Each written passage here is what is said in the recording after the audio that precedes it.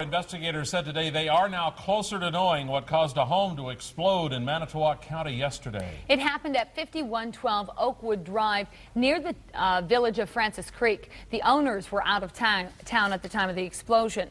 Now, while the investigation continues, authorities say the cause was most likely a natural gas leak. The home did have a large propane tank on the property that investigators say was on at the time of the explosion.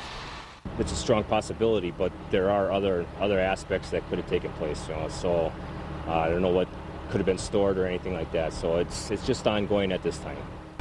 Authorities say determining the exact cause could still be a couple of days out. Now, yesterday's explosion may have taken quite a bit of history along with it. Maybe just urban legend, but the talk around the Francis Creek area is that the home once played host to one of America's most infamous figures.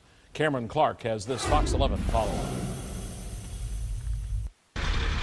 Investigators continued to search for answers, and a family scouring the rubble for traces of anything left. But also buried in the debris may just be quite the history in Manitowoc County.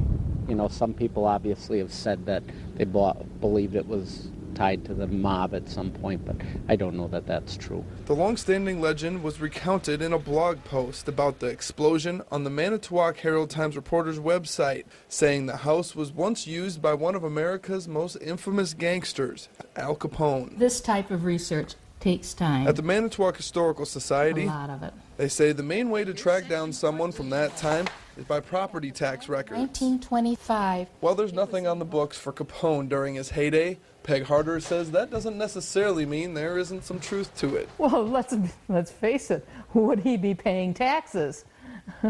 First place, would he own property here? He might use it, but that would be no record. We would not have the record of that. Harder says making it more difficult to determine who exactly owned that property. It was in blocks and lots. Land parcels were divided differently back in the 1920s. So it was more of a village. As the explosion investigation continues, some questions may never have answers. In Manitowoc County, Cameron Clark, Fox 11 News. Would he pay taxes? Well, that was Capone's downfall. His criminal career came to an end in 1931 when he was indicted, and the next